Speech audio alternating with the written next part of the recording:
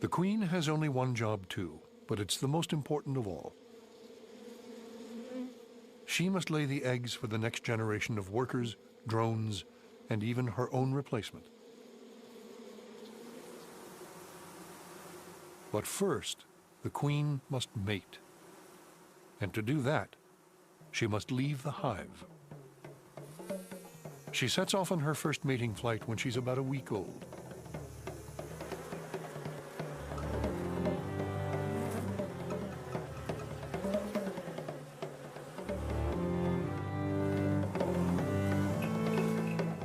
When the queen appears, she's immediately surrounded by the males, who follow her unique scent.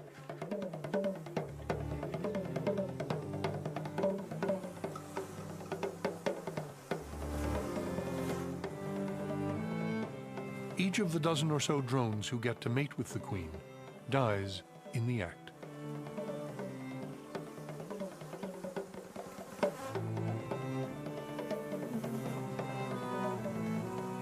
The queen flies back to the hive immediately, her body carrying the sign of success, what's left of the male.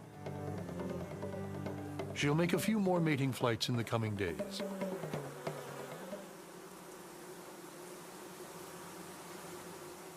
And then have enough sperm in her body to fertilize eggs for the rest of her life, which may last from 1 to 4 years.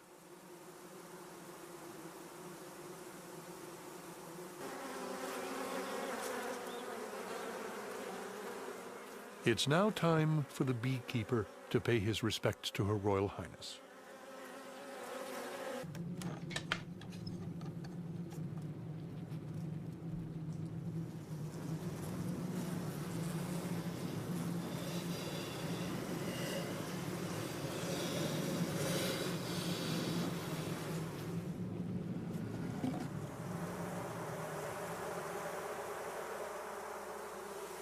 But he comes with an ulterior motive.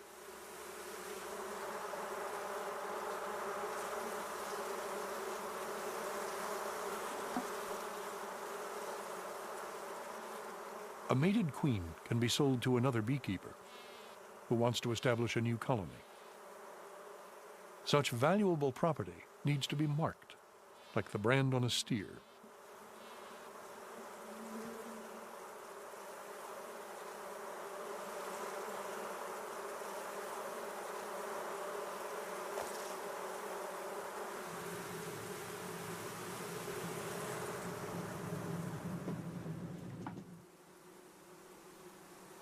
Every day, the queen will lay about 1,500 eggs.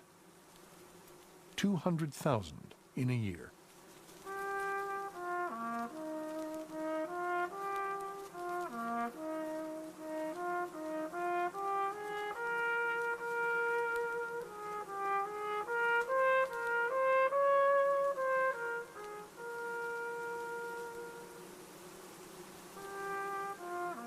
It's a tough job, but someone has to do it. The queen's royal scent prevents the female workers from laying eggs themselves.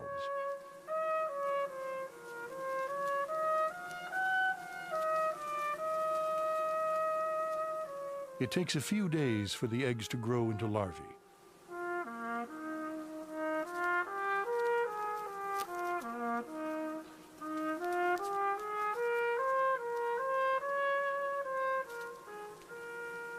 They are then bathed in a special food brought to them by workers. During its first day, a larva eats so much, its weight increases 5.5 times. In 6 days, its weight increases 1,500 times.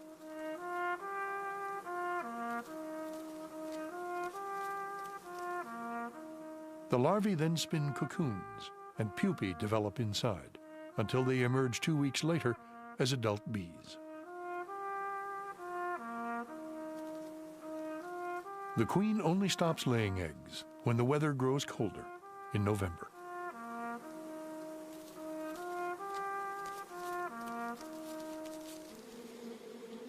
Each bee makes the metamorphosis from egg to larva to adult in about 3 weeks. And there's little surprise about the newborn's sex, since every worker is a female, and almost every bee is a worker.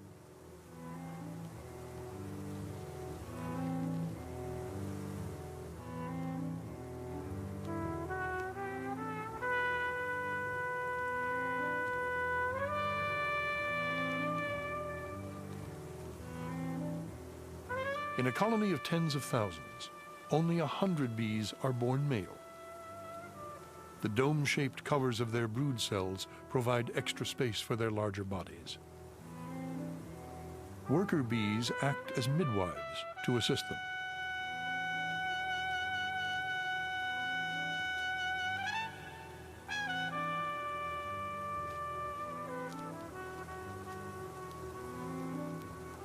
But a worker herself has to fight her way out of her brood cell unaided. No coddling allowed here.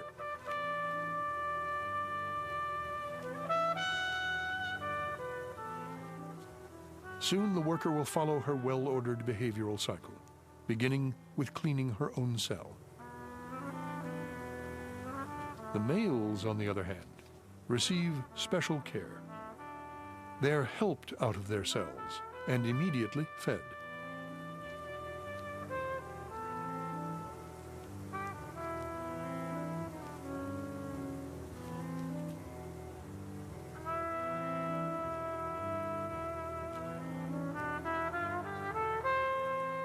In an otherwise society of equals, the male does not have to work. Even his name, drone, is another word for an idler. His large compound eyes tell of his sole purpose in life, sighting the queen on the mating flight.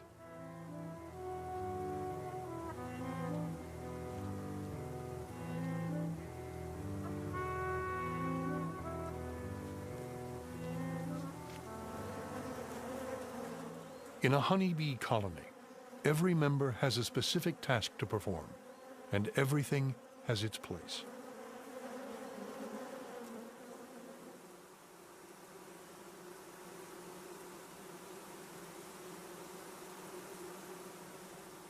When the colony grows so large that the bees begin to run out of room, they instinctively know that it's time for the old queen to leave with half the population, and a new queen to be crowned.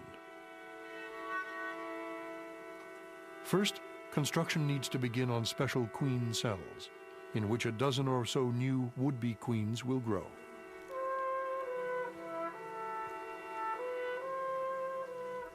This is the most exclusive neighborhood in the hive.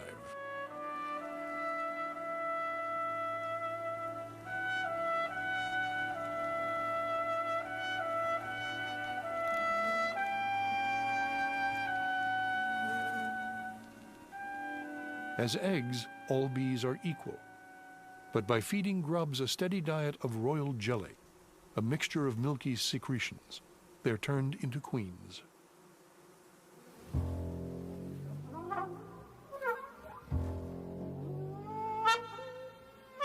But before the new queens hatch, the old queen must leave, accompanied by thousands of workers who are close enough to follow her scent.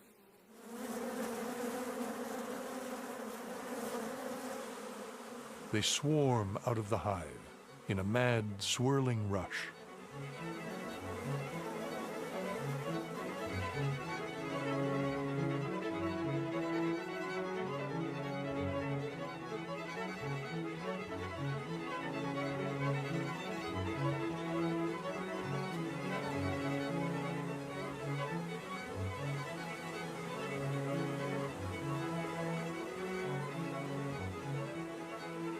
Not far from the hive, the old queen lands to rest, and the swarming bees follow her.